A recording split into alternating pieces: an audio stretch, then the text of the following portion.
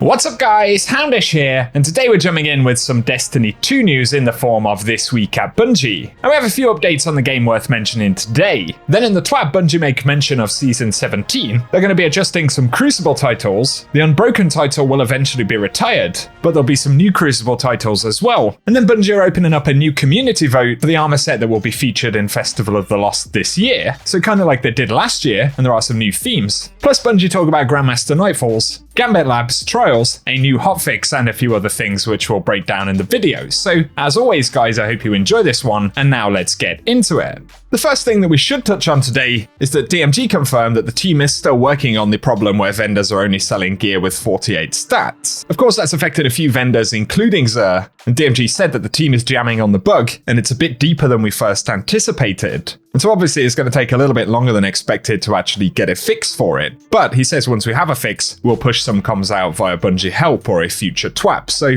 since a lot of players are asking about that one, I thought it was worth another mention. And as always, I'll keep you posted if Bungie give us more of an idea when we may get it sorted out.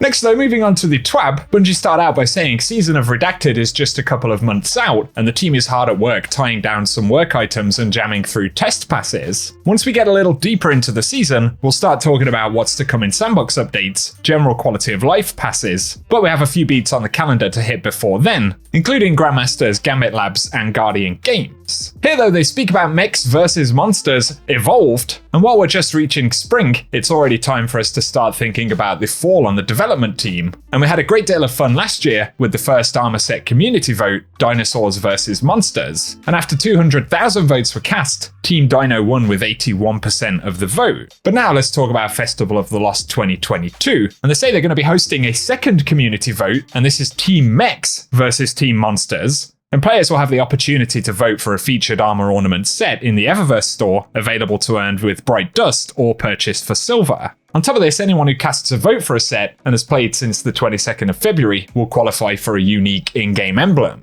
And so initially, monsters are clawing back, and after a long soak in some radioactive waste, they seem to have evolved. And so essentially the first set right here is an updated version of the monsters set, so kind of spruced up versions of what we saw last year. With some new elements, they certainly look pretty cool. But also, mechs have entered the fight, and the other armor set that will be available to vote on will be these cool kind of mech-themed sets. So I'm not sure what you guys think. I'm probably leaning towards the monster set, especially that hunter one I think looks really cool. But be sure to give us your thoughts down in the comment section. In terms of how it'll work though, they say, between March 31st and April 6th, ensure you're signed up for emails from Bungie. Also be sure to link your PlayStation, Xbox, Steam, Stadia, or Twitch account credentials to your Bungie.net profile. And they say we'll need to visit the account settings page, go to notifications and email, and then enter the preferred email address to receive Bungie communications. Then between April 7th and 13th, the polls will open, and they say watch your emails for a chance to vote. And those polls will close on April 13th, and on April 19th, the Broken Barriers emblem will be distributed to all players who voted, and the winners will be announced at some point in the future as well.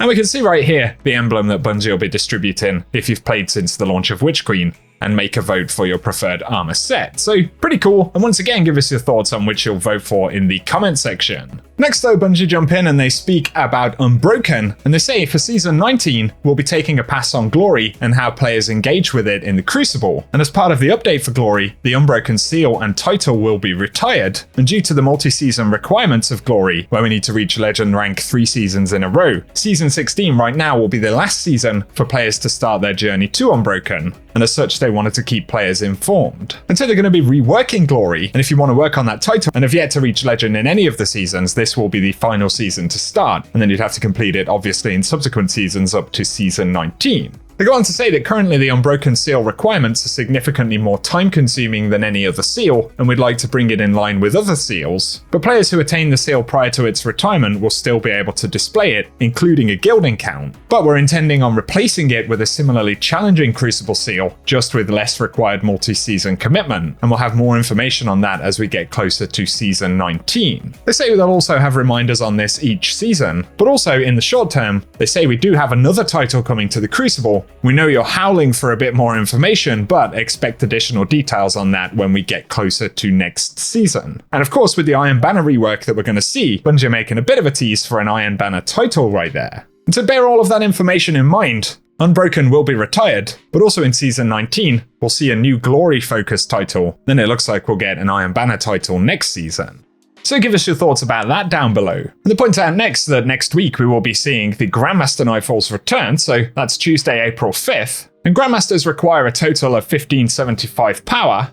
Combatants can take more hits, deal more damage, and are far more aggressive. But also champions, as always, will appear in many encounters, with limited revives, plus darkness will slowly encroach on your ability to revive teammates. So they go on to say in terms of rewards that the Conqueror Seal and title can be earned by those who complete Grandmaster Nightfalls and associated challenges. If you've already completed Conqueror, then as always there will be the ability to gild the title by completing all of the Grandmaster Nightfalls during a season. On top of that, we'll have the return of some Adept rewards, including Palindrome and Plug 1.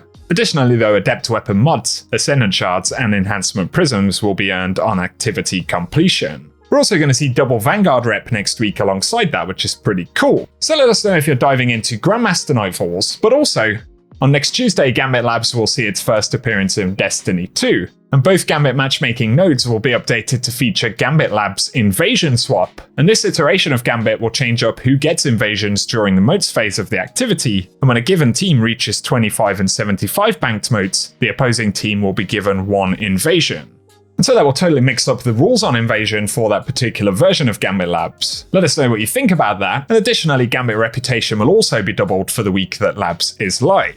Additionally though, if you want to jump into some PvP next week, Trials Freelance will return on April the 8th. And they say this offer will appear as an additional matchmaking node in the Crucible Director, so grab your desired passage from Saint 14, maximize your power, and you'll be able to jump into that playlist solo if that's how you want to play.